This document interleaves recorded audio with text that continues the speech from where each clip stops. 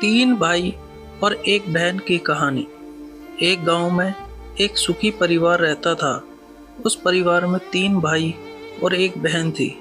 उनके माँ बाप उन चारों से बेहद प्यार करते थे, मगर बीच वाले बेटे से थोड़ा परेशान थे, क्योंकि बड़ा बेटा पढ़ लिख कर डॉक्टर बन गया और छोटा बेटा भी पढ़ लिख कर इंजीनियर बन गया था। मगर उनका बीच वाला बेटा बिल्कुल गंवार और आवार ही बनकर रह गया। अब उनके दो बेटे डॉक्टर और इंजीनियर ने शादी भी कर ली थी और कुछ महीनों के बाद ही उनकी बेटी की भी एक अच्छे घराने में शादी हो गई थी। मगर बीच वाला लड़का अभी भी कुंवारा ही था, क्योंकि वो बिल्कुल अनपढ़ था और कहीं पर मजदूरी का छोटा सा काम करता था। इसलिए उसे शादी के लिए कोई भी लड़की नहीं मिल रही थी और उसके माँ बाप उससे बहुत परेशान हो चुके थे।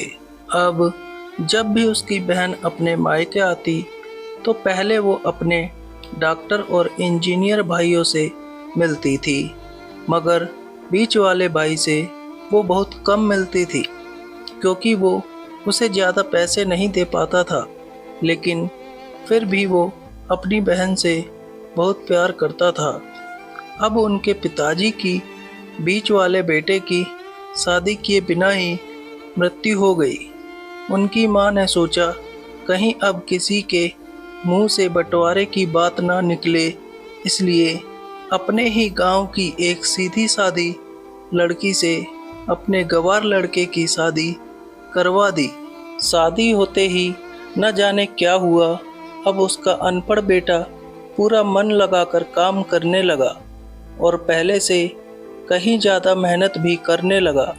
अब वो उसे कोई भी दोस्त बुलाने आता तो वो उसे यही कहता था कि भाई पहले तो मैं जैसे तैसे अकेला कमाकर खा लेता था, मगर अब मेरी शादी हो गई तो मुझे अपनी पत्नी के लिए भी कमाना पड़ता है और कल को आने वाले बच्चों के लिए भी तो कुछ जोड़ना ही पड़ेगा।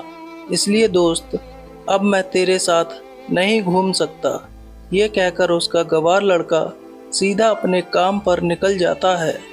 अब उसके दोनों भाई डॉक्टर और इंजीनियर आपस में ये बात करते हैं कि हम दोनों तो उस गंवार से कहीं ज़्यादा पैसे कमाते हैं, इसलिए हम सब घर और ज़मीन का बंटवारा कर लेते हैं और उस गंवार से अलग हो जाते हैं, क्योंकि अब वो हमारे बराबर कभी भी नहीं कमा सकता।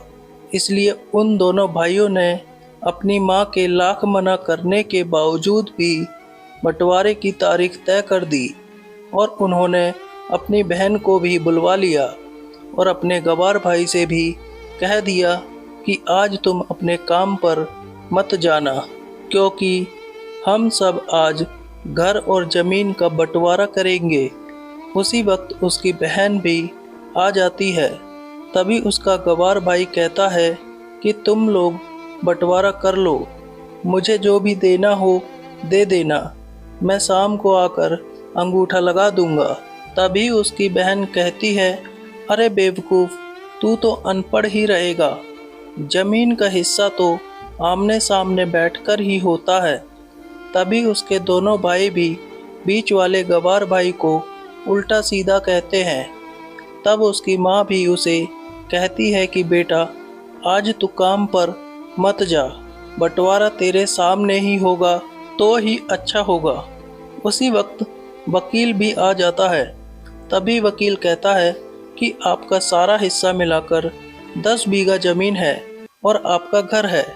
अब ये बताओ कि किसको कितना हिस्सा देना है, मैं उसी हिसाब से बंटवारे के कागज़ बना दूंगा।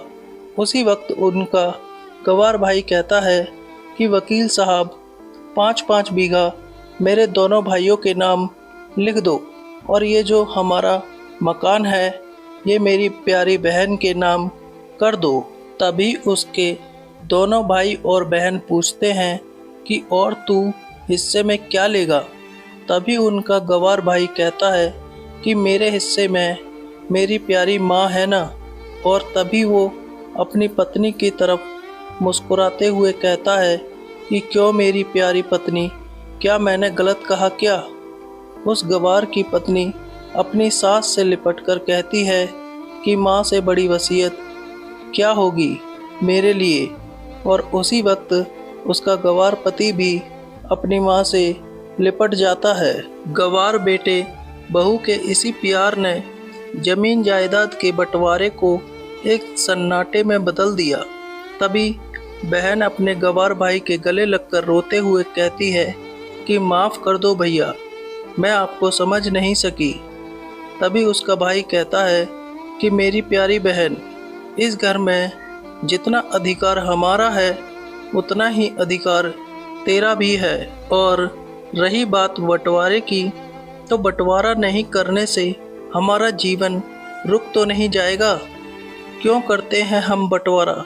क्या हम एक साथ मिलकर नहीं रह सकते, जैसे हम बचपन में मिलकर रहते थे? एक साथ मिलकर रहने को ही तो कहते हैं एक अच्छा परिवार, और उस अच्छे परिवार को संभालती है एक माँ। तभी उसके दोनों भाई भी बहुत शर्मिंदा होते हैं और वो बंटवारे के सभी कागज फाड़ कर फेंक देते हैं। और उस दिन के बाद से ही उनका पूरा परिवार खुशी खुशी एक साथ ही रहने लगा। वीडियो को लाइक और चैनल को सब्सक्राइब जरूर करें। धन्यवाद।